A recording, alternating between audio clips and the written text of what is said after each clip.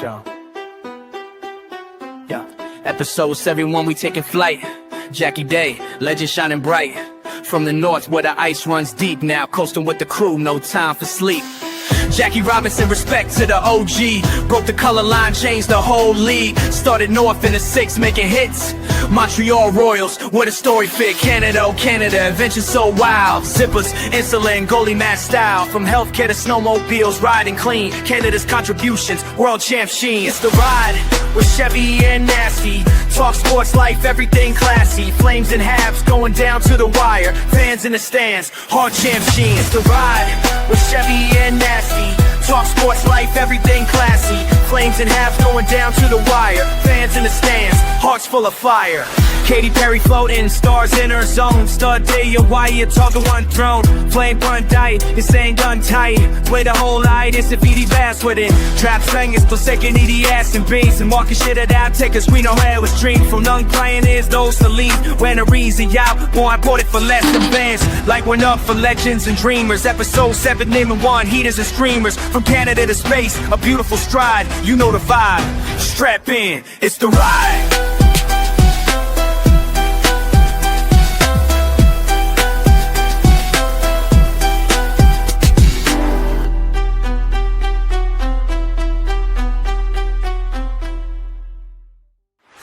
Welcome to The Ride with Chevy and Nasty.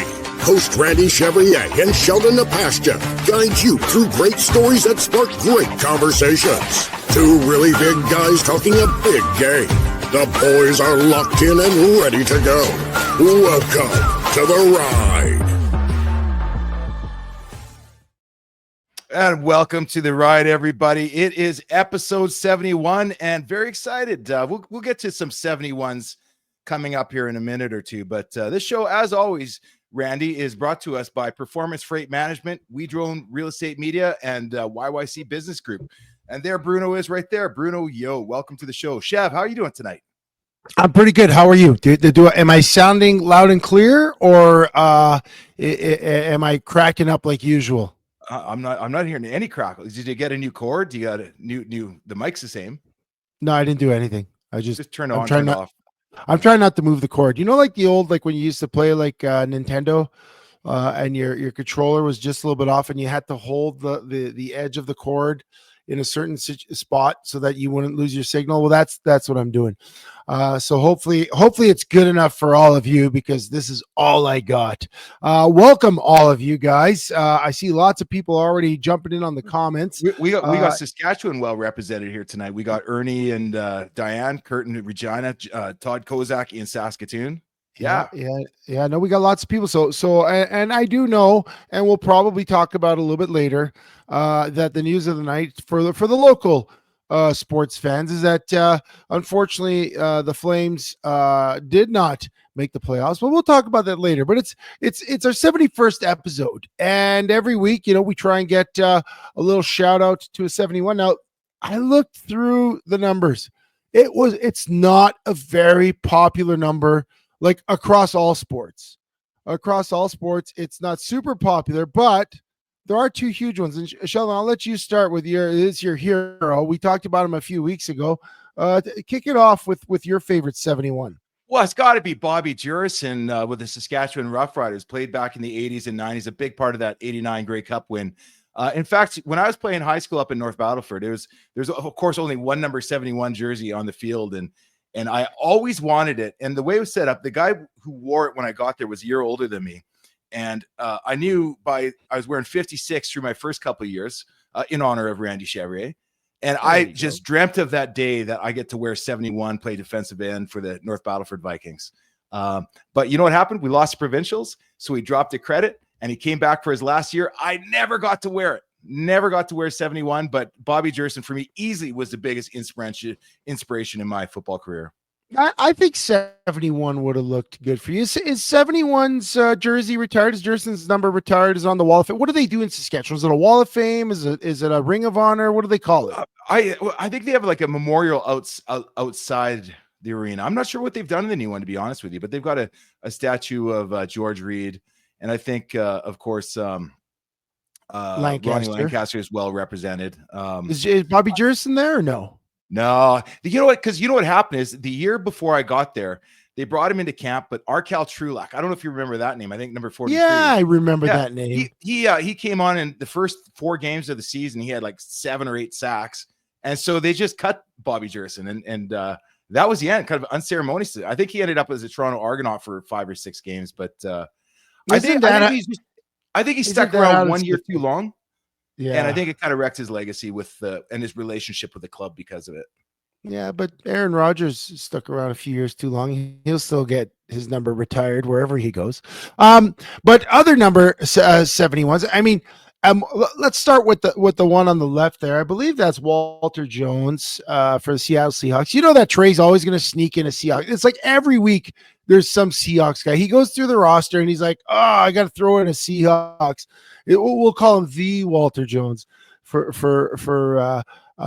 Trey. Yeah, Hall of Fame offensive tackle. He played for a long time. He was pretty dominant. But yeah, Walter Jones for the Seahawks. If you're not a Seahawks fan, are you gonna know who he is? I don't know. Yeah. So do you ever go against him, or is he after your time? No, he's after my time. He's after my time. But well, actually, no, he was during my time. But I never played the Seahawks. But you know what? He has a Super Bowl to his name, I'm pretty sure. So he's got to be pretty good, and he was there for some good years.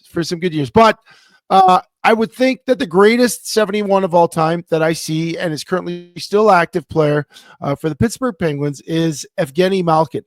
Quietly one of the greatest players in the NHL. Now, last couple of weeks, we spent a lot of time talking about Gretzky, about Lemieux, because of Ovechkin chasing Gretzky's record. We talked about Sid.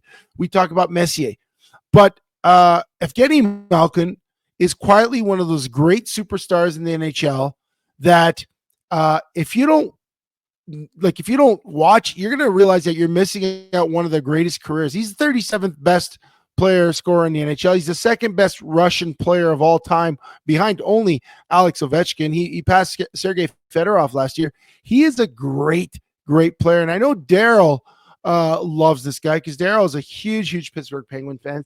And you know, Malkin, to me, you know, Sidney is obviously the heart and soul of that Pittsburgh team. But I would say that Malcolm is the engine. You know, a lot of times when Sidney had his concussions and stuff, Malkin had to pick up the slack. And you know, he won 3 Stanley Cups, so he's definitely going to Hall of Fame. Is he Messier to Sidney Crosby's Gretzky? Is that how you see it? You know, I think pretty close, especially because they've played together so long, right? Like I try to place a guy like this, and the first name that comes to mind would be, you know, that's kind of unsung, would be like a Tavares, but no, he's a bigger, he'll leave a bigger impact on the league than that. But he's one of those guys, right? I was gonna say he's one of those guys. Like when Messier left the Oilers and Gretzky left and all that, he became another level of superstar when he went to the Rangers. Like he was always great, but he went to the Rangers and you realize, whoa, this guy, I mean, he won a cup with the Rangers and stuff. Like Malkin plays for any other team. He's a bona fide, you know, 1, 2, 3, maybe top 5 NHL superstar, but he's playing in Pittsburgh. Yeah. Not that he's insulated, but he's just, he's playing a great role. He relishes it. He's good at it. You know, he's got what, 1,600 NHL points or 1,200 NHL points. I don't know what it is, or 1,200 NHL games. He's played slightly less games than Sidney Crosby, but yeah, he's one of the, you know, another player like that we'll probably talk about at some point is Ryan Nugent-Hopkins. You know, all these guys that come in through the Oilers organization, you know, you talk about the Halls, the Eberleys, and then you talk about McDavid and Draisaitl, all these guys, and just Nugent-Hopkins quietly putting together, you know, if he wins a cup or two, it's a Hall of Fame resume, right? Like whenever I watch the Nuge, he just happens to be that guy. And I think him and Malkin, you know, except for the difference in Stanley Cups right now, very similar type guy. I love watching those guys play because I like those guys that don't get the fanfare, but that produce. So yeah, absolutely. Yeah. The glue guys that, you know, that the hometown, you know, fans are just like honored to watch for all those seasons. With us, Chev, you know, we got a little taste of it at the opening song. Kurt Panio picked it up. Kurt Panio loves the song. But I think it's time for maybe a little bit of a 300-pound poetry. Trey, you got that music? and see if this goes better than it did in the Now, rehearsal. 300-pound poetry with Chevy and Nasty. Tuesday Night Ride, where sports, pop culture, and politics all seem to collide. We talk about great Canadian inventions, from insulin to poutine to basketball. In fact, the great North American sports, we probably invented them all. And when you think of this day and one of Canada's greatest contributions of all, we helped break baseball's color barrier when Jackie Robinson got his major league start in Montreal. And speaking of Montreal, the Habs are in tights, just like the Calgary Flames. They are in a last-second playoff fight. I think you wrote this a little earlier. Yeah, I don't think the Flames are in a fight. Yeah, well, they're done. Katy Perry went to space. Rory McIlroy won Masters Green. And last week, producer Trey made the ugliest sandwich I have ever seen. We are your 300-pound poets. We could finish Trey's sandwich in one bite. So strap yourself in. We're going to have a fun Tuesday night. Yeah, Trey's sandwich was pretty pathetic last week. It wasn't bad. He just didn't get the egg salad all the way to the end. So, you would have sent it back if you were at the Masters. Well, right? if you make a sandwich, you want to see the stuff overflowing from the edges. You make a peanut butter sandwich, you teach people, cover the edges. It's like you just threw it in the middle and just said, this is a sandwich, and Trey, you got to work on your sandwich, because even your mom said, she said she thought she taught you better than that. There she is, Shelly Smith. But Trey, I bet it tasted good. Regan's piping it tasted good, and it was hella hot. Yeah, you guys look like you were gonna die. We're gonna need to call the paramedics on you guys last week. But we'll get Trey on a little bit later to wrap up that Masters talk, because we started with the Masters talk about who was gonna win, and he'll give us the lowdown and the skinny on that. We're also gonna preview a few things. Sheldon, where do you want to go this segment? What do you want to talk about? Like let's leave it. Honestly, Chef, where do you want to go? Oh, yes, of course. Our new collectibles, everybody. You can start with our website is probably soon to be live, and you guys can start buying our merch, and that's pretty cool. So those are just obviously made on AI then, hey? Yeah. And so, let's talk about that. Like, this is the new social media craze. Like, saw it the other day. I actually sent you one last week, which was both of us in a box, except AI got our names wrong, and I couldn't switch it. So I thought that was kind of cool. But this, and I really like the one they made for you, ChatGPT made for you. It looks kind of like you got your little camera, your little. I look kind of pudgy and cuddly.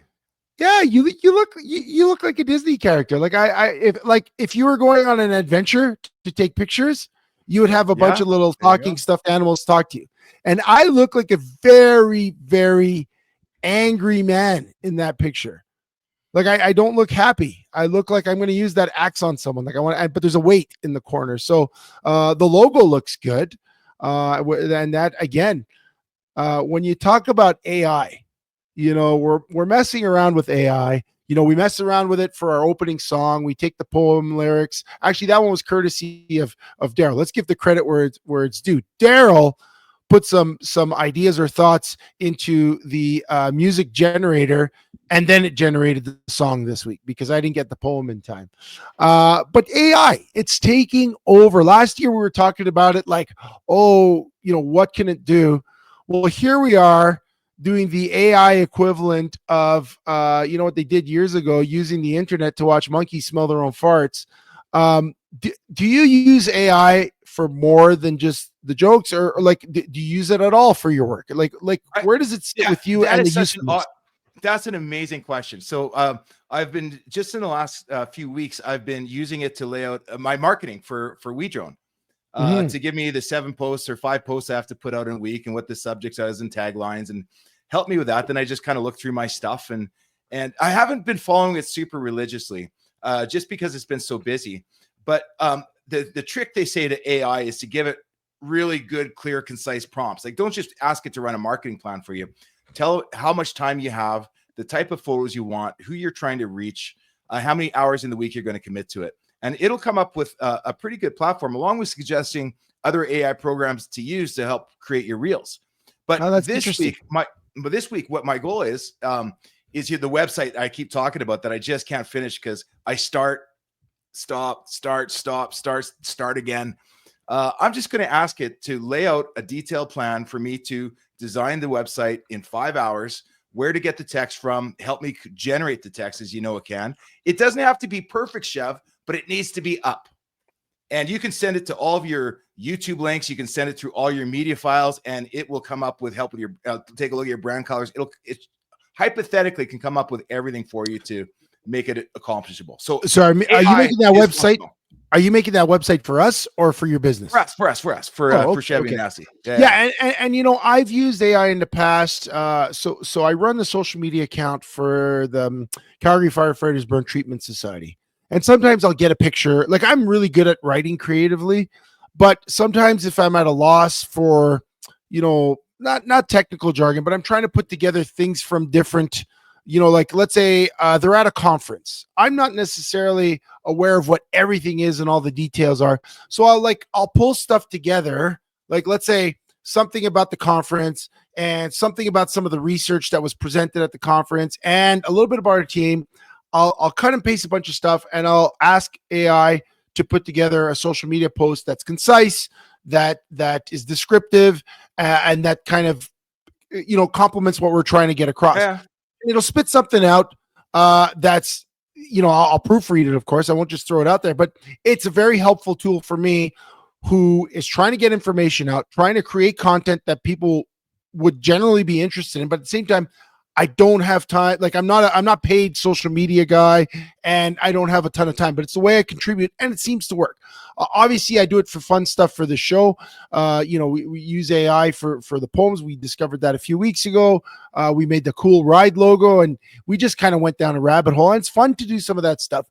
I don't know where it goes, but today I went to visit this city of Calgary. It's almost like a think tank, and basically they kind of operate outside the perimeters or the parameters of the city. And what they do is they test experimental stuff without having to go through all the red tape because it's not operational. So they say, for instance, you want to create a software that will make the buses run more efficiently. Sure. Yeah.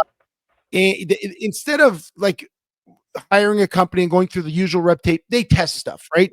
And one of the things they were testing, and they're doing in conjunction with the university, and they do a lot of work with different universities, Sheldon, not only virtual reality stuff and quantum computing stuff, but the stuff that I thought was really cool is 3D printing. And I'm not talking about 3D printing little plastic figurines about, you know, like if we wanted to make those Chevy and Nasty toys. I'm talking about like they're in the process and they're able to 3D print concrete structures, like buildings. Like they build actual buildings with these robot arms that have 3D printers that they literally feed concrete into it, and they're able to make them structurally sound, make them habitable. In fact, in Mexico, there's a doctor that is studying this stuff. She is creating a resort for Marriott all on 3D printing. And can you imagine the future of AI, where AI is creating cities and just basically and printing them? And I thought, like, I asked, so the printed buildings has been around for a while. You're saying actually using AI to structure it in the most logical way? Yeah, and build cities, infrastructure and all that. Yeah, build cities that make sense. Find out where to or how to help the problem with the people that are homeless and all those sorts of things. And one of the questions I asked though is because I was like, well, how do you do this and then circumvent? You use AI or use computer or quantum, like you have people who have jobs, and part of the thing is the upscaling of those jobs. So say for instance, if you could theoretically program robots to drive all the Zambonis in the cities, well, then you're not going to pay a rink attendant, $30 an hour to sit at the rink and drive the Zamboni in between. You might have a robot that does the Zamboni. They'll have they actually have these humanoid robots that they're going to be using to clean change rooms and stuff. So it isn't awkward, and you don't have to hire one male and one female. You can have one robot do the job. And part of the upscaling of this is, especially in this Mexican experiment with the resorts, is all these people that were construction workers before and did all the grunt work. Yeah. The upscaling is that now they are trained to maintain the robots, to Yeah. maintain, and it's super, super interesting stuff. Do any of you guys out there just use AI for anything? Or like, I'd like to know, like from our friends out here, like, do you guys use AI? Are you scared of it? I asked some friends were in town this weekend, and I asked them if they use it, and they're not using it at all. Which I kind of go in fits and spurts. But you know, the thing though that worries me about that whole thing, Chev, about getting overly reliant, not even overly reliant, deferring to AI. The thing that scares me about once we start deferring to AI, then it almost becomes, well, the computer told us to do this.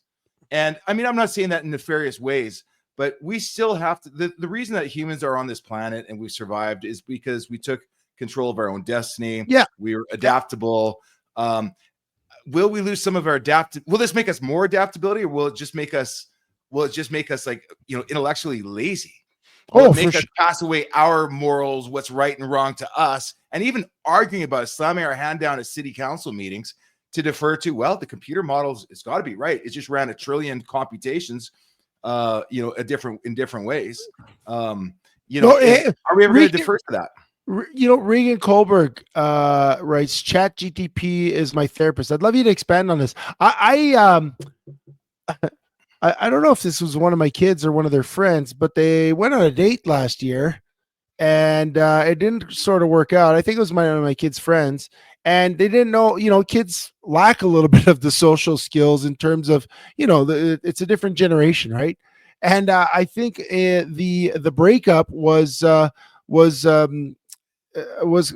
Chat GTP consult before doing like how do I, so you know, it might be helpful. I heard of this other thing where this guy and his wife, they went to a counselor, they went to a psychologist, and you know, she said she needed poetry from him. She needed, like, her love language was words of affirmation. And the psychologist said, well, you got to start writing something. And basically he used ChatGPT every day to write her a poem.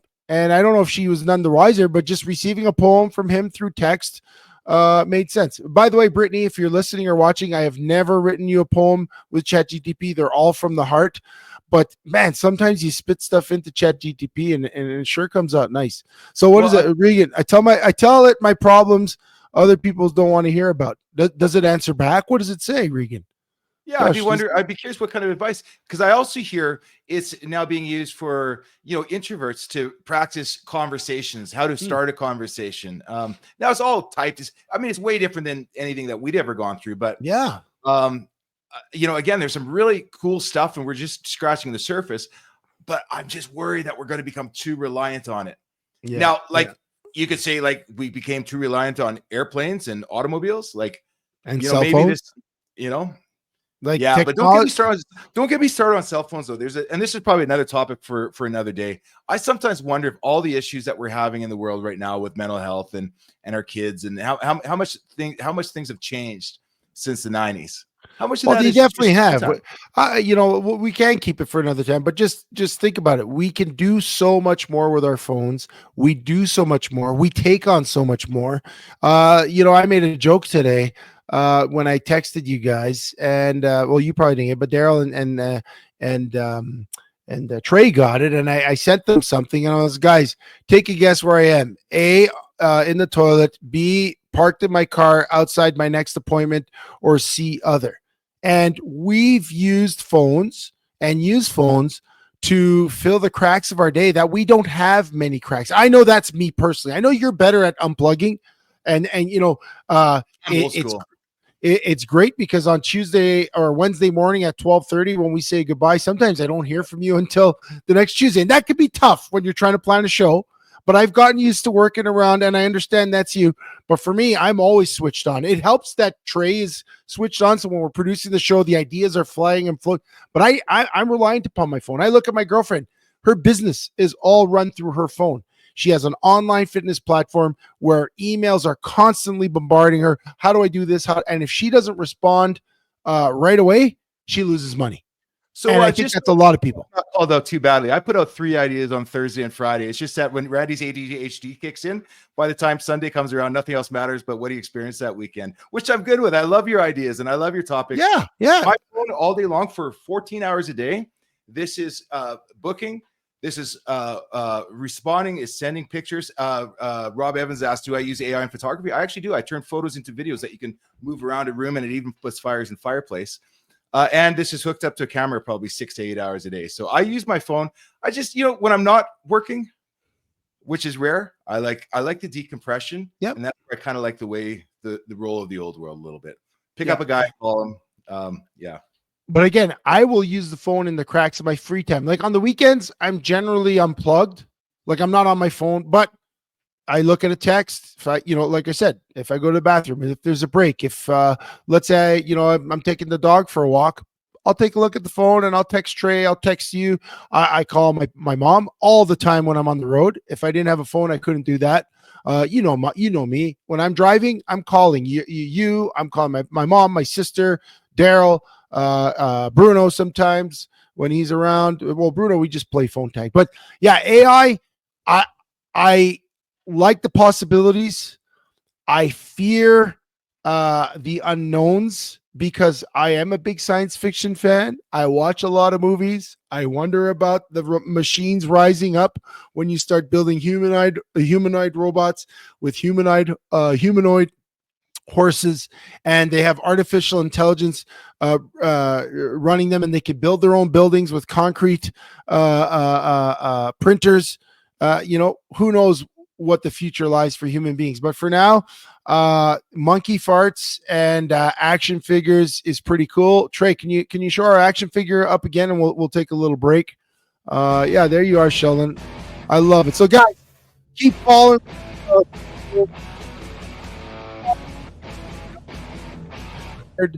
We love hearing your comments. We love seeing you live. We'll take a quick break, and then grab a drink, have a pee, and we'll see you in a minute.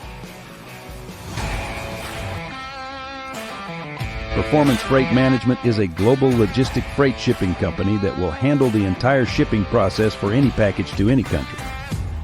Whether it be a simple truck shipment from your office to Toronto or your company importing generators from China, PFM Freight handles it all. We have the expertise and technology to handle any shipping requirements. Skip the guesswork and let us take the shipping pain off your plate.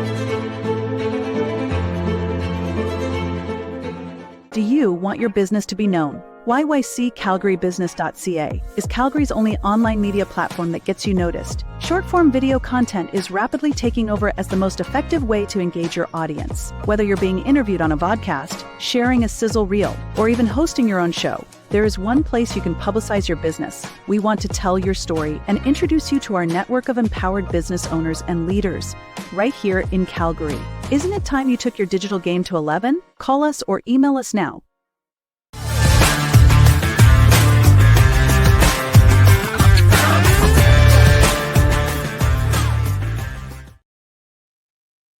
Welcome back to the ride with Chevy and Nasty. I need AI to jump in and put Sheldon in his chair. There he is. He's coming back. Trey jumps in. Oh, now it's me and Trey. I'll let him get set up here. Guys, we're brought to you by go. Performance Freight Management every week. We Drone Real Estate Media, YYC Business. Now, guys, it's coming soon. Not yet a month away, but it's coming soon. We got our men's mental health movie night. Remember, it's going to be a great night. The night is sponsored by Performance Freight Management and many others who we'll be talking about shortly, but our key sponsors, Performance Freight Management and the men's mental health movement. We've got Brett Gardner speaking. We've got Randy Chevrier and Sheldon Napashchuk, yours is truly. And then looks like after tonight, Ryan Huska might be joining us to talk about mental health. And, it probably takes a little kick in the teeth tonight after, unceremoniously getting dumped from the playoff chase. But it's going to be a great night. We're going to have prizes, food. We're going to have the speakers. And, of course, we're going to be screening after the speakers Mission Impossible Final Reckoning. And all that is free. All you got to do is RSVP and promise us that if you RSVP for a ticket, you show up. That's all we want. That's all we ask, is that we have a full house, that guys understand that this is a place where you can go, you could share, and you can actually have permission to talk about the things going on. And like I said, if you bring a friend, last year we got the best feedback we got is that the ride home from Cochrane for many people was a great conversation that they had with their buddies that they showed up with. So that's May 22nd. And we'd love for you guys to come. And lots of giveaways, Chev. Lots of giveaways. Tons. Daryl says there's just tons of stuff going around this year. Last year, there's some amazing prizes. This year, I can't wait to see. But, talking about the numbers, because that's always a risk, isn't it? When you throw an event and it's free tickets. I think last year we had 120 people say they came and 115 showed up at the door. So it was a pretty amazing night. And people are flaky, right? People are flaky. They've generally gotten more flaky in life. Like, you try to make plans with people, and I don't know if it's just me. Maybe people are flaky to me, but I noticed that people make plans. And again, you get back to what we talked about, like, the phones, making people so busy and just taking on too much that by the time an event comes around that someone's committed to, it's like, oh, I can't now. Kids' schedules are crazy now. I know for me, like, when you talk about kids' sports and the amount of commitment to kids' sports and things just get in the way of, things like this. And so when it's free, it's easy to say, yeah, give me a ticket, and then not show up. So I was surprised. I was pleasantly surprised last year by the attendance. And this year we're doubling it. We're doing it in 2 theaters. So instead of 100 people, we're going to try to double it with 200. I believe we already have 70 people coming. We're not yet a month out. So it's going to be good. It's going to be good. Last year's where we met young Trey for the first time. Right. And he's become the intrepid reporter. So Trey, we're going to get you on in a minute to talk about the Masters and a little bit of WrestleMania. But yeah, we mentioned it. We mentioned the poem, and unfortunately I wrote the poem before the evening, but Flames, they're out. It was do or die. Do they make it? Well, apparently not. Sheldon, are you surprised? No, I'm not surprised, Chev. And in fact, the way they went out, because tonight I was watching, they're down 3-1 in the second. And then I started getting busy with work again and getting ready for the show. Ended up they win in a shootout, 5-4 in a shootout. That's a good way to go out, So the one side of looking at it is, they played as a team. You got this phenomenal rookie goalie that just carried your team through the hardest parts of the year. But the other way I look at it, though, I'm sort of, me, I'm always sort of the, sort of the Grinch in the whole thing. And I'm like, if you're going to fight this hard to finish one spot out of the playoffs, like, it seems like we always do. Yeah. There's a side of me that would have rather seen them kind of just put it in the tank, a month ago, and maybe even 2 weeks ago, and draft 4 or 5 spots higher this year. Although I think the Habs have our first round pick this year, don't they? Or one of them. Yep. You got a lot of picks this year, but yeah, it was good to see. We saw enough from them to be exciting. I hate that feeling of being one game out. But they went. But again, you're an Oilers fan. I didn't realize about you until last year. You're an Oilers fan. I know Trey's an Oilers fan. I'm a Habs fan. I try to adopt the local team. Like, I want them to do well.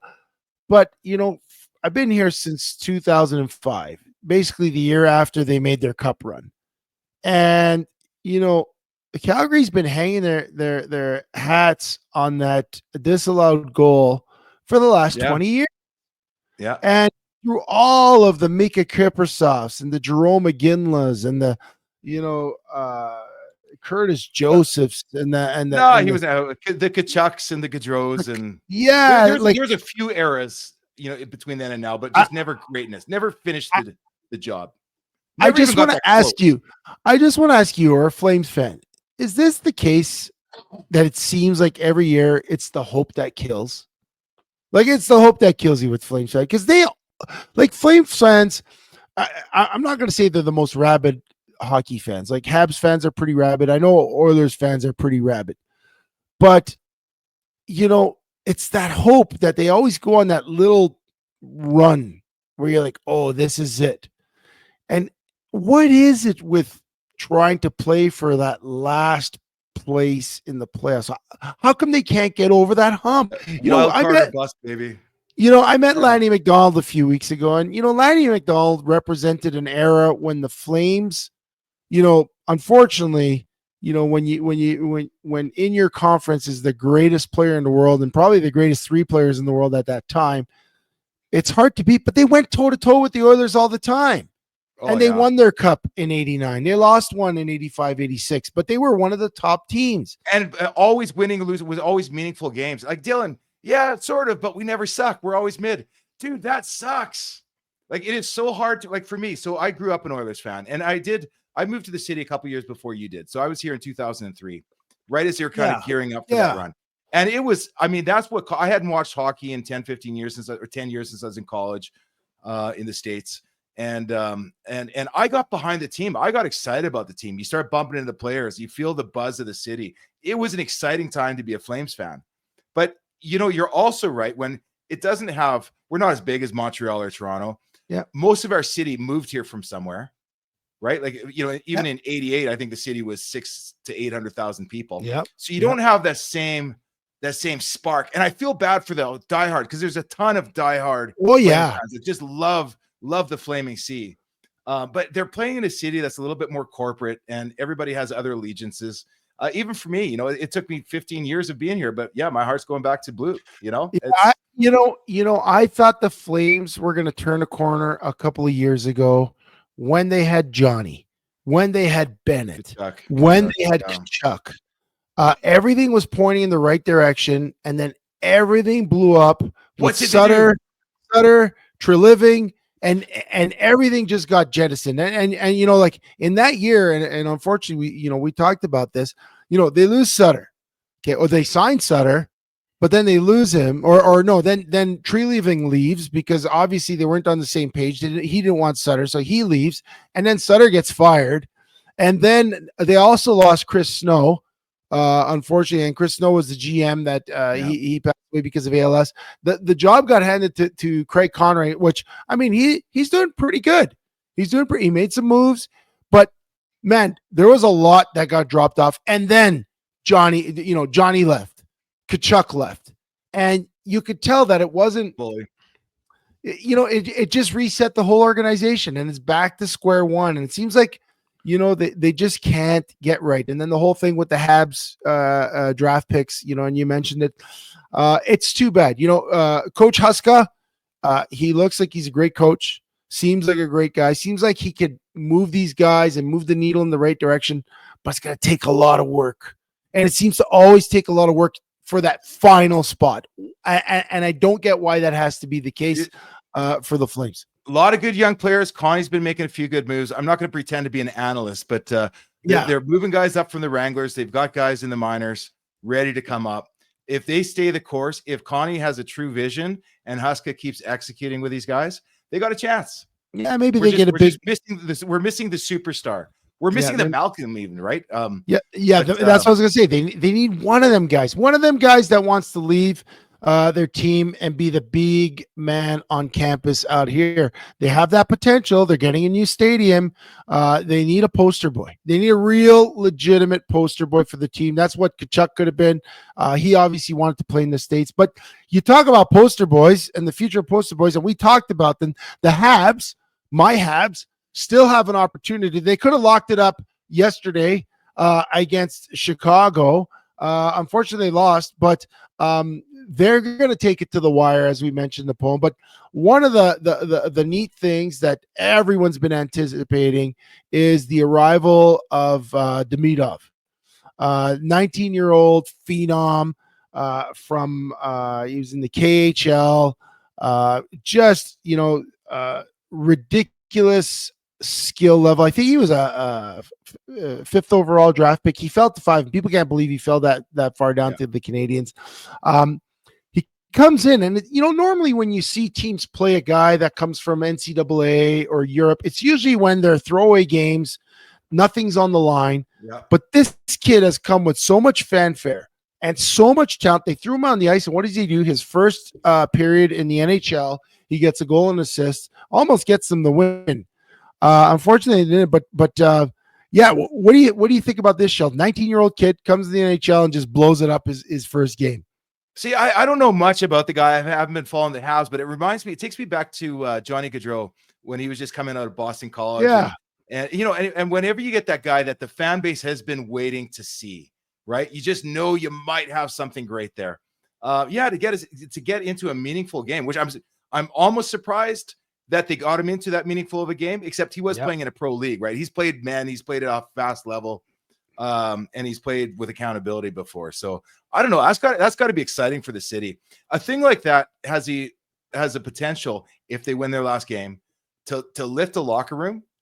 And as well as anybody else, if you've got a team that's playing inspired hockey, all you need is a goaltender that gets hot at the right time, and you can make a push.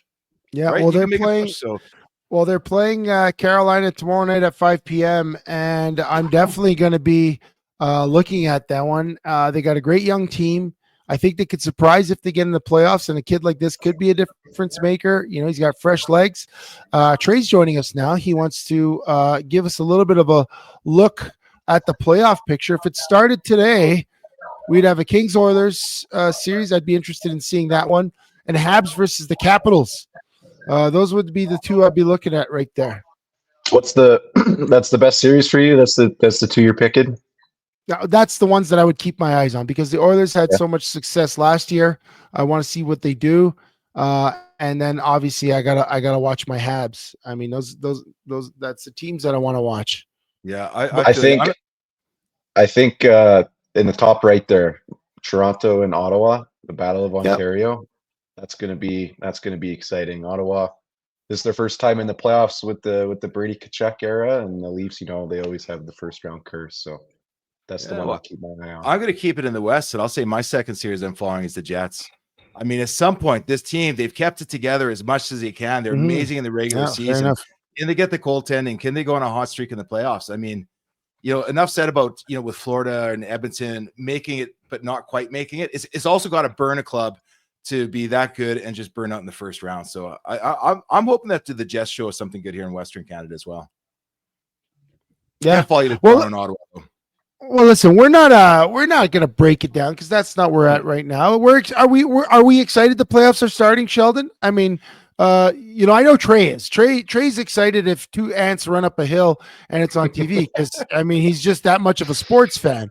But Sheldon, you and I, we're busy dads. We work lots. Trey's a student. He's just going into the summer. It's prime time for hockey and WrestleMania and all that stuff. But for you and me, Sheldon, last year took us a little while to get warmed up, but we did. We were all in on the Oilers bandwagon. Are you excited this year? I'm right where I was before the World Cup of Hockey, couple of months ago. I know I'm going to be excited. I'm not yet. I have not watched a full game since probably January, right? But there's something about playoff hockey when we've got the teams in it.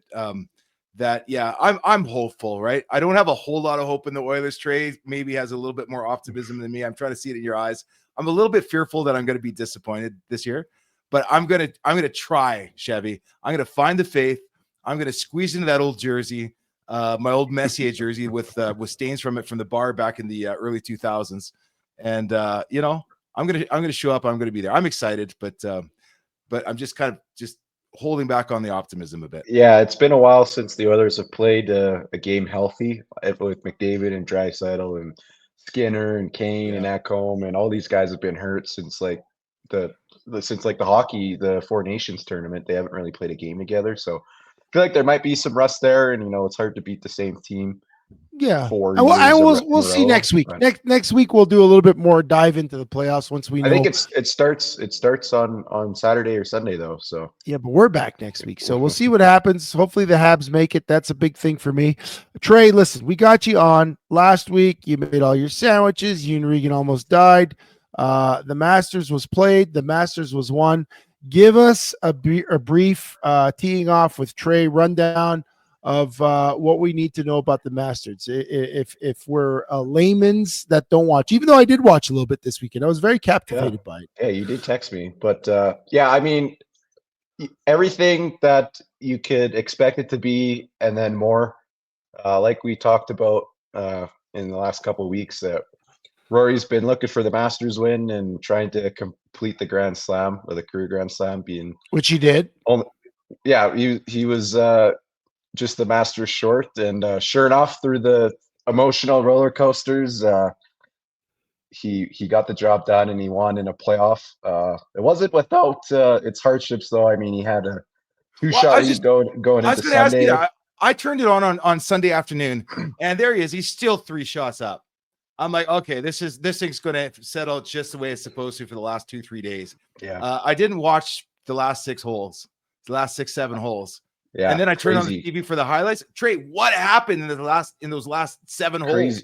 Crazy back nine. So he had the lead going into the back nine, and just like he had it 14 years ago, everybody was expecting him to come in pretty easy, and sure enough, he dumps one in the water on 13 and starts to flip a little bit. And there's a guy named Justin Rose that's from England. He's kind of buddies with Rory, and he's just going crazy. He's birdieing a bunch of holes, and it's like, oh shoot, Rory's lead that he was up 7 strokes to start the day on Rose, and they're tied now. And there actually was a point. There was a point where Rose was leading, and then Rory, being the best player in the world, hit some pretty grotesque shots to kind of save his ass coming in, and he had a 1-stroke lead going on to the 18th tee, and hit a beautiful drive down the middle, in the middle of the fairway, and hits a wedge into the bunker. And everybody's like, oh boy, is he going to choke it again? Hits his bunker shot, not very good. He has a putt to win, like a 6, 7, 8 footer, and he leaves it low. So taps it in, and we're going to a playoff. Rory versus Justin, and this is like peak cinema for us golfers. Like, yeah, no me and kidding. my dad, we're going crazy. My friends, there's 20 million people watching at this point. This is like the Super Bowl, right? Like you said, this, second only to the Super Bowl. Second most watched sporting event this year, next to the Super Bowl. So everybody's tuned in to see if Rory can do it, and he does perfect. Yeah, you know what I love about that, Trey? You know what I love about that, Trey, is the last time I think golf, and correct me if I'm wrong, the last time it had this kind of hype was back when Tiger was just coming on, right? There's this phenom. There's this one guy that everybody's tuning in to watch. What's Tiger going to do this week? And that carried the sport for years. But this was just a true, this is like having a good WrestleMania lineup and just a good storyline that everybody's buying into. Because there's no way Rory's not a Tiger. No. Like he's a great player, but there's a lot of great storylines going on throughout the day, including our very own Canadian that kind of fell off on Sunday. Yeah. But that was something. To be second behind the Super Bowl for sports events is amazing. Yeah. So what sandwich? I was going to say, what sandwich did he eat? Did he eat the cheese one, or did he eat the? I'm pretty sure Rory's in a little bit better shape. He probably had some chicken and vegetables, but I mean, when he hit the final putt to win, like I'm not ashamed to say I was a bit teared up. Like there's some tears coming down. Like, it's just so happy for him. Obviously, you see there, like, just so much relief. I mean, he fell to his knees. He tossed his putter in the air. He looked so relieved there, getting the green jacket. I even have him as my screensaver right now. I mean, I got him stealing that kid's awesome phone as my screensaver, but Trey, you gotta talk to ChatGTP about that, man. I think it might give you some advice. Okay, let's wrap the Masters up. Trey's man crush is done. Trey, to your next man crush. We got WrestleMania coming up, Easter weekend. This is not Jesus Christ on the cross, but this is Cody Rhodes, the baby face of the WWE, versus the former king of all baby faces, John Cena. We saw the setup a couple months ago on Netflix. Was it on Net? Yeah, it was on Netflix. Yep, Oh no, it still was on on. Netflix, huh? No, It it's on was Netflix. it was Netflix. Yeah, where the Rock had John Cena attack brutally, viciously attack Cody Rhodes, and from there it's been downhill and collision course to WrestleMania. Give us a little tee up what we expect. It's going to be on Netflix, right? So this might be Oh, yeah. the most watched WrestleMania of all time. Is that what we're looking at? So we talked about the Absolutely, yeah. Masters being the most watched. Do we see WrestleMania breaking the Masters record this weekend? Yeah, I don't know quite if they're pushing 20 million, but yeah, I mean, pretty exciting. We've been waiting for this matchup now for like 6 weeks, so happy to see Cody Rhodes versus Cena. I mean, if Cena gets his one more championship, he breaks the record for the most ever, so that'll be pretty cool. But What are the other big matchups? Obviously, the two headliners. That's going to be a big match. Probably going to be a 2-hour match or a 1-hour match. It goes over 2 nights. When Sheldon and I used to watch wrestling, it was on a Saturday afternoon and it was done by Saturday night. But now it's a huge event. It's Easter Sunday now. Yeah. So yeah. what else should we look forward to? I know Cena and Rhodes. I know Roman Reigns. Who's he fighting? Yeah, Roman Reigns and Seth Rollins and CM Punk is the night one main event. They're the triple threat, so they'll be pretty exciting. I got Rhea Ripley. She's the women's champion. She's got a triple threat as well. So yeah, just a couple of good matches. Nothing like too earth-shattering though. It doesn't look like their best. Any rumors? There's always a little wrinkle. There's always a little surprise. Like, back in the day, Mr. T came to fight in WrestleMania. I think Donald Trump fought in WrestleMania. Gronkowski fought or jumped in the ring. What's his name? Pat McAfee is flipped in the ring. Any rumors about what we might see this weekend? They got to make a splash. It's on Netflix. Are we going to see some? Yeah, go ahead. Yeah, we'll see. It's in. I know Stone Cold lives in Vegas, and he's supposed to be there that weekend for the signings. rattlesnake.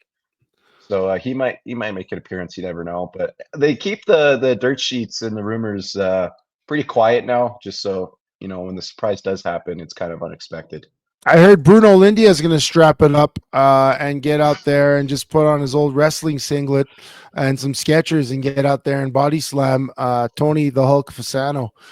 See if that goes. But no, I'm looking forward to that. I'm actually going to watch the Sunday afternoon one. I think, Sheldon, will you tune in on Netflix on a Sunday? I know it's not your thing, wrestling. It would be.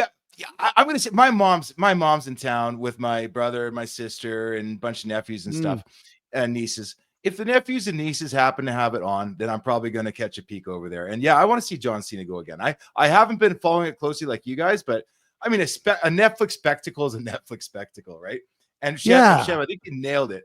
There is going to be some big twist, right? There's going to be something that happens to make sure that next time it's on, everybody in the world is going to be watching it. So yeah, it'll be a good one. It'll be on in our house.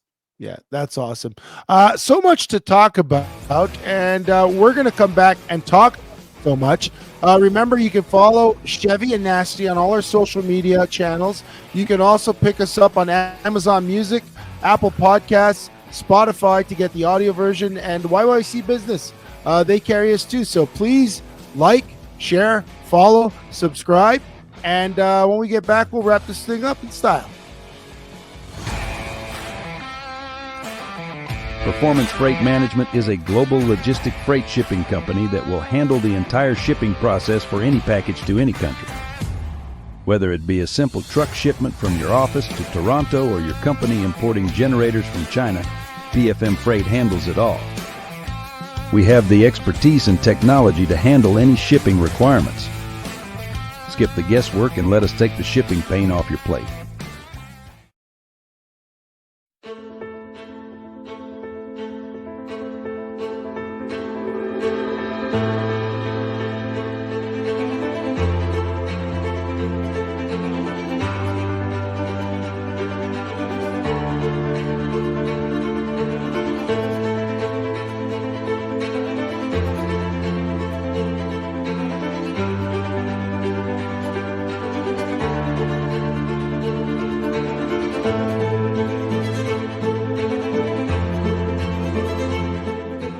Do you want your business to be known? YYCCalgaryBusiness.ca is Calgary's only online media platform that gets you noticed. Short-form video content is rapidly taking over as the most effective way to engage your audience. Whether you're being interviewed on a vodcast, sharing a sizzle reel, or even hosting your own show, there is one place you can publicize your business. We want to tell your story and introduce you to our network of empowered business owners and leaders right here in Calgary.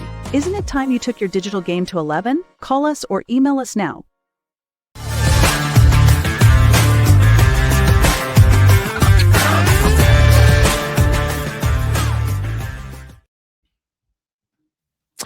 Welcome back to the ride with Chevy and Nasty, brought to you each week by Performance Freight Management, We Drone Real Estate Media, YYC Business. Bruno said, yo, what happened to Jackie Robinson Day? Yes, it is Jackie Robinson Day, and that's today, April 15th, where Major League Baseball recognizes the great Jackie Robinson, who broke the color barrier in baseball when he signed really with the Brooklyn Dodgers, I believe it was, but he was assigned to their international franchise, the Montreal Royals, where he was greeted with a lot of enthusiasm. I was reading a little bit on it, Sheldon. When he played, he drew like millions of fans, and this was in the 40s. This is not now in the day where, you know, people have so many options and money for entertainment. It wasn't the 40s, like the Depression, or the Depression. Yeah. So what do you mean by that? He drew millions of people. Like, was it a like big story? Like, I don't know. I never watched the movie. I don't know the whole story of Jackie Robinson. Well, Jackie Robinson, in those days with the segregation, black players were not allowed to play in the major leagues. I know that part, but yeah, he played for the Kansas City, I believe it was the Royals. It was in the Negro Leagues. I don't think it was the Royals. I don't think they were called the Royals, but basically Brooklyn Dodgers signed him away. They put him in Montreal for a year just to see if he can handle the scrutiny. Whenever he played in Montreal, they say the fans loved him. The fans, Canadians, we welcome them with open arms. When he played on the road, he dealt with a lot of racism. Interestingly, when he was in the army, he was court-martialed. He was honorably discharged because he was going to some event. And he was riding in a bus, and it was a U.S. military bus that the U.S. military had their own unsegregated bus, but the bus driver ordered him to go to the back. He refused. The bus driver completed his route, and then when he was done, he had him arrested. They tried to have him court-martialed and put action against him. His commander of his platoon refused. So then they transferred him to another platoon, and then they put court action against him, and that's how he was discharged from the army. Very interesting story. Like, they say he wasn't the best black player of his time, but he was the best one to handle the storm that was going to hit him for being the first to break the color barrier. Bruno says his manager Leo DeRoche was Canadian, and he accepted Jackie with GM Branch Rickey in Brooklyn. Yes, he played for Montreal. So there's a big part of history, Canadian history. You know, when you talk about heritage moments, they used to play those videos on TV. You remember those heritage moments? Yeah. Well, that was a heritage moment, right? And well, we got to get to studs and duds, and later we'll talk about some great Canadian stuff. But do you want to go studs and duds now? Yeah, let's hit studs and duds. Yeah, let's hit it. In fact, I think I'll hit mine first. Studs and duds. I thought this was a kind of cool thing in the last couple of years with what's her name? Kate, the player from Iowa that just absolutely put Caitlin Clark. WNBA. Yeah, Caitlin Clark. Yeah. And the rivalry she's having with some old college rivals, and put that league on the map. Well, just this week, Calgary girl Yvonne Ejim got drafted in the third round to WNBA. And no way. Yeah, what you're seeing now is she's the first Calgarian ever. Apparently, Edmonton's got a couple girls down there too. But it's pretty remarkable, one, how the WNBA has been growing. And no, I don't watch it. I'm not trying to pretend that I watch a lot of it, but I've started following the storylines ever since Caitlin Clark, because it's kind of interesting, guys. You got to admit, at least it's a story to follow. Yeah. And second of all, you know, Canadians are having a bigger and bigger impact in pro basketball. And I think that's super cool to see. I think that's super cool as well. That's a great stat. I didn't know that one. So thanks for putting me onto that one. I mean, we don't pretend to watch all the sports. You know what my stud's going to be, Sheldon? Bear 122 otherwise known as the Boss, made his appearance in Banff National Park. We know this guy. This bear survived a train collision. He kills all his rivals and strips their flesh bare. I saw this the other day, and when you have a bear that's that mean and that's powerful, again, you think about great Canadian things. You think about the Rockies. You think about the great rivers we have, the huge salmon out in BC. You think of a grizzly bear and the power. That's so Bear 122, the Boss. That's my stud of the week. I thought Trey would. There you go, Trey. Geez, where's the picture? I was killing time. There's my bear. You ever seen the scene of The Revenant? Yeah, I saw The Revenant. Those things are scary powerful. I don't even know how they got to Calgary to shoot that. Like anybody that survives a bear attack, like you. I mean, like I don't know. Grizzly bear. Black bear is a totally different animal. Yeah. No, this guy's fathered 5 grizzly bears with 2 separate mamas. Apparently, like they got all these bears tagged, but he weighs Sheldon. He weighs anywhere between 600 and 700 pounds. Yeah. Can you imagine? You meet that thing on the side of a river. God. And he covers all of like the Banff National Park. I think he was found in Canmore last year, roaming Canmore. Can you imagine you're having your nice little family trip, taking a picture, selfie in front of mountains, and this monster shows up behind you? I think it'd be instant poop in the pants. Okay, let's go to the duds. Who's your dud? Oh, election time. These polls, Chevy, what's going on with these polls? They change every week. We've seen from a 40% swing to a 20% swing. And you know, my biggest problem is I'm following them. Like, it's like if you're playing roulette and you're watching the ball go around the table. I'm not going to call out who I'm hoping to win, but I definitely have a favorite.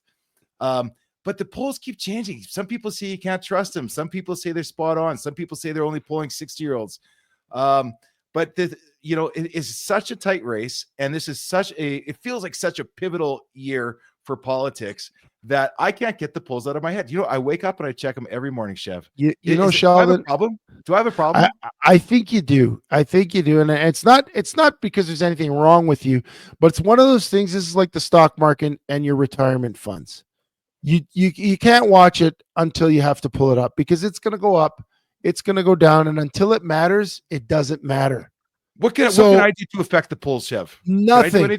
No, you could show up on Monday and exercise your democratically given right, because I don't think it's a God-given right, but your democratically given right to vote. And the polls will change up and down between now and Monday. Was it the 22nd? Because people answer their phones. People don't answer their phones. Who knows, right? Maybe one day the liberals all answer their phones, and maybe one day conservatives do. So if you watch it, you're going to go nuts. Close them off.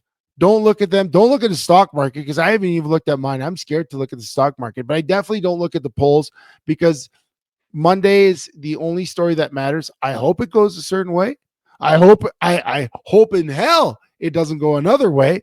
But I don't have any control over that other than my singular vote. I'm very proud of my son. He's working for Elections Canada. We talked about that a few weeks ago, that, if you can vote in your first election, that's a sign you'll vote for your entire life. They also said that if you could get kids working in the electoral process, they become a little bit more interested in. So I'm happy. I'm happy that he's gonna use his voice. It's his first election. He just turned 18, so that's gonna be good for him. But I'm gonna go to my dud. There's a lot to pick from this weekend, and we could have talked about this in the last. There's Shadur Sanders and Travis. Travis. Travis Hunter. Hunter. Having their jerseys retired in Colorado. It could be that. That could be my dud, because there are so many great college players. You talk about Cordell Stewart, you played against, went to Colorado, led that program to actual prominence. And he doesn't have his number retired. So that could be my dud. And there's so many ways we could go there. We could even talk about it later, but we're not going to stretch the show. I could talk about Katy Perry in space for an 11-minute. as a dud. I mean, she went to space for 11 minutes. She comes back. She's kissing the ground like she's been gone for 2 years. Holding up that flower. Yeah. I'll kiss the ground when I drive back from Red Deer on a snowy winter day. But going up to space for 11 minutes, it's like she went up, she went down. Like, I mean, Elon's done that like 6 times already, right? I go to the bathroom longer than she was in space. But I think my dud this week is going to be Vice President JD Vance, and I didn't tell Trey this. He doesn't have a picture of this. They invited Ohio State. Was it Ohio State? Ohio State to the White House, hoisting the national championship trophy, and he fumbled it and broke it. And I just think that's bad. And I saw it with the Grey Cup, when we handed it to Mayor Nenshi in Vancouver. He broke it. We've seen the trophies break many times. Anytime you give the trophy to someone and they break it, it's just a bad look. So my dud this week is JD Vance, for the simple fact that he didn't hold on to the trophy and it broke. So that's my dud. Oh, there you go. At least you'll be remembered in history with some of those other greats who have broken. You broke up on me. Yeah. Oh yeah, I think I did just break up. I just lost you there for a sec, but yeah, no, good dud. Yeah. Where do we go from here? Can you hear me? So Trey, I guess that's just me. I guess it's just me. I couldn't tell. I heard Chef say he lost me. And I couldn't tell if it was me that lost him or him that lost me. He's still there. He's still there. But I think what we want to finish on here before we head out is our great Canadian and our great Canadian inventions. So I'll hand this one off to you. This is just a huge list. Well, yeah, of things guys, that I take found, a look at this, because here's the thing. I was one of the things I wanted to talk about is how innovative Canadians can be, and I think it's one of the things where we lived in a harsh climate. Our Ukrainian ancestors that came over here and had to survive in the prairies. There was no YMCA to go warm up in or get a workout in. There's no grocery stores. You had to improvise to survive. And I think that's why, in terms of Canada's small population compared to the rest of the world, we've come up with some pretty cool stuff. Trey, I respect the first one on the list the most because this has probably had the biggest impact on my life. Peanut butter. Yeah, peanut butter. I had no idea. I've started making my own. All it is, you just take some nuts, you grind them up, mix them with olive oil, and you have peanut butter. And very simple, very practical, and it keeps people surviving. You got to mix it up pretty good though, don't you? You got to grind it up good. Yeah, you got to put in the time, but yes, tough prairie folk, we're not afraid to put in the hard work.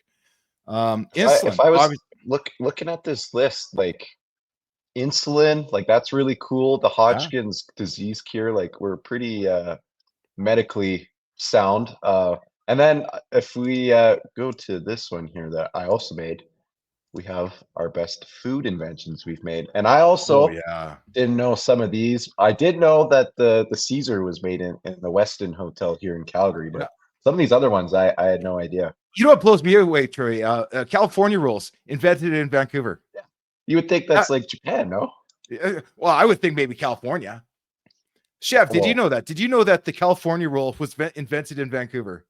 I did not know that. I'm trying. I don't know what's going on with my internet. Sorry, guys. I got booted off for a minute there. No, that's fine. We're just going through the list here of things that they're surprises. So the butter tarts, Barrie, Ontario. Okay, I thought that might have been a Nanaimo thing, like Nanaimo bars. A lot of good baking. If you ever guys drive through Nanaimo, there's all these little shops where you get all this like homemade baking that's just unbelievable. But ginger beef was another Calgary invention.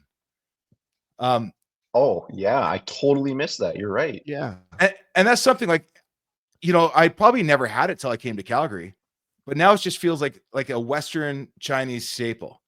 And it's weird to me that when you go to Ontario and you go for your Western Chinese, they don't have ginger beef. It's not there. A few places might have it, but it hasn't taken over the way it has. It is a truly a Calgary invention, a Calgary staple that you're not guaranteed to find even anywhere else in Western Canada. I had no idea. Well, I love that maple syrup is there because that's amazing. Beaver tails. I know you don't invent something that comes out of a tree. I don't think so. I don't know if that's an invention. Yeah, I agree. Chewing gum is surprising. Hawaiian pizza. I love Hawaiian pizza. I know a lot of people don't like Hawaiian pizza. I love Hawaiian pizza. Where do you guys sit on the pineapple on the pizza? Yeah, love it. I'm with love Trey. it. Love it. Do you love it?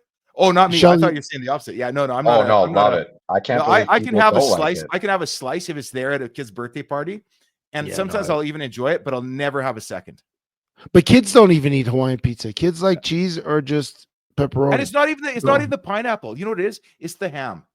Ham is like just such a bland meat to have on a pizza. I like love it. spicy. It's I so good. love it. Yeah. So let's talk about other inventions. I kind of missed out. So I don't. Yeah, Did throw you it guys back to hit the it? other first side. one there?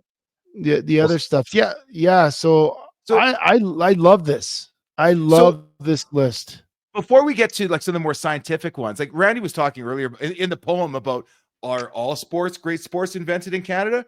Well, truth be told, yeah, basketball, hockey, lacrosse, it was from an old, the native game. But even the first football game was between McGill and Harvard, was it not? Yeah. And the And then first forward pass. If I remember, Yeah. I told you a few weeks ago, my old head coach, Coach Bailey, who passed away a few weeks ago, Yeah. I believe it was his great grandfather or great great grandfather threw the first forward pass in a game. So yeah, so much. Yeah. No, or I actually think it was Frank Shaughnessy, but I think Charlie Bailey's great grandfather threw the first forward pass for McGill in a game. But Frank Shaughnessy, who was a McGill alumni, threw the first forward pass in football. I'm not sure if he was playing for McGill, but it's kind of like James Naismith, a Canadian doctor, invented basketball. But yeah, there's so much stuff there. One of the ones that I actually thought was Canadian, but it wasn't. I thought the DeLorean was Canadian. The Back to the Future time machine car. Right. I thought it was Yeah, Canadian, but it not wasn't. Canadian. But No. the electric car is like the Tesla, because Elon Musk is Canadian. He's got citizenship. So does that make it a Canadian invention? I don't know. Where do you sit with that? Because I mean, they run it as an American company. Yeah, no, not even close. I don't. You remember learning about now? Trey's too young for this, but you remember learning about the Avro Arrow? How it was like the greatest interceptor fighter in the world at the time, just after the Second World War, and Canada invented this supersonic jet with all the technical advances, but cost overruns, and basically the Canadian government early in the 40s and 50s deciding that, well, the military is not a priority of ours, so they cut funding to it and it died. But Trey, if you go by the Canadian Military Museum there up by Bruno's office there on McKnight Boulevard, you'll see outside of it is displayed the Avro Arrow, which is a very famous piece of Canadian history. We talked about Jackie Robinson. I buy it every day on the way to school. I drive by it every day. Well, you'll see the Avro Arrow there, but insulin's a big one. I think that's a huge one. Superman is huge. Joe Schuster, I believe he's from Toronto, invented it. Well, IMAX was huge. I mean, that changed the way movies were watched and shot for a long time. A lot of technology, but I love just how Canadian some of these are. Like the snowmobile, yeah, obviously, right? It was practical way to get around. The snowblower, yeah, I'm not going to use a shovel all the time. Hey, and since I'm finding easier ways to do hard work, the paint roller, I'm not going to use a paintbrush like a sucker. Huck Finn painting that fence all day long. And what book was that? We invent practical solutions to make people's lives. Yeah. How about the instant replay too? Imagine if we didn't have that. Shut up. I never even saw that. How do you invent that? I guess that makes sense. Yeah, if you didn't have instant replay, you couldn't have color commentary, and sports would be boring, right? Because you'd have to they'd have to just describe it, especially when you're watching it on TV. So yeah, a lot of interesting inventions. There was one that I had seen a special on. It was actually, it's not here. We talked about this, the Fox 40 whistle. Yes. From James Foxcroft. I saw this special about him. I don't know if we talked about it on the air, but basically he was a basketball referee. And he blew a call, pardon the pun, where the P, because at that time the only whistles had the P, like the NHL referees, and it got stuck. And he tried to blow the whistle, didn't go. And then when he finally blew it, it was too late, and people were confused, and it blew the call, and it was wrong. So he set on this path to invent a P-less whistle. And he engaged engineers, and just to create this little tiny prototype. His entire life went into this prototype, and he made it, and it worked. But then he had to get it to market, and he went to this referees convention trying to hawk this whistle, but nobody knew what it was, and no one was listening to him. And they say at 3 a.m, he got out in the hallway in this hotel where all these NCAA referees, international referees, were staying, and he's running up and down the hall. He's blowing his whistle, and all the referees come out and they're like, "What is this?" And he starts explaining to them what it is, and they're listening to him. And people started ordering his P-less whistle. Anyhow, turns out that this whistle is so efficient that they included in all like avalanche kits and water safety kits because it will never freeze. It will never fail. And this company is a multi-billion-dollar business because James Foxcroft invented the whistle, and I believe it's his son, who is a CFL referee. So pretty interesting football connection to this great Canadian invention, little known Canadian invention. And I think it's pretty cool when you see things come to market that, people take for granted that our little country of 36 million people, we make some big waves. I'm going to throw in three more things, and I'm going to surrender it back to you guys to wrap this up however you want to. The garbage bag. Yeah. Right? The garbage bag, Canadian invention. The pager and the walkie-talkie were both Canadian inventions back when we were big in the telecoms. And my favorite, road lines. Yeah. Can you believe it took a Canadian to come up with road lines? Well, we keep running into each other, boss. Well, here, I'm just going to paint this down here. You guys stay on that side. We'll stay on this side. And it worked. But I'll say Americans do road lines better. You drive in the States, you can see those lines for miles and miles in pitch black. Here, you're driving some parts of the Deerfoot and the Highway 2 going up to Red Deer and Edmonton. You have no clue where you are. We don't use good paint up here, but we invented the road lines.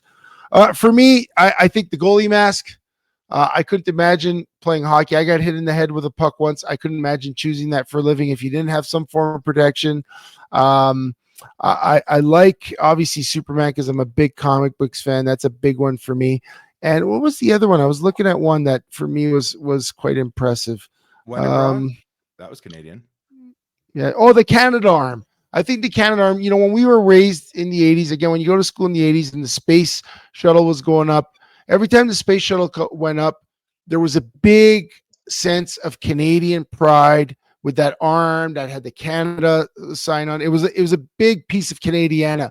And for me, that was a very, very important part of growing up when you think about our contribution to space flight and all that. I don't know if we're going to... You heard what Trump did last week, though. He signed an executive order. It's now the arm of America. It's now the space arm of America. He terrorist. I think I stole that from you last week, but that's funny. That's funny. So, boys, what do you say we wrap it up here? We got a little bit over, not too much. It was a good show. Trey, thank you for the rundown on the Masters and the WrestleMania. Sheldon, thank you for all the wonderful takes. And we went on a ride. We went on the AI ride, and that was pretty fun. We did some sports takes. Thank you to all you guys who tune in each week. Sorry that I bugged out. I don't know, the internet sometimes she don't work for me. But Men's Mental Health Movie Night's coming up May 22nd. Don't forget that. Don't forget all our socials. You can catch the show again, Spotify, Apple Podcasts, and Amazon Music at Chevy and Nasty. We love to hear from you. Drop a comment, a share, a like, and a subscribe. And we're going to see you again next week.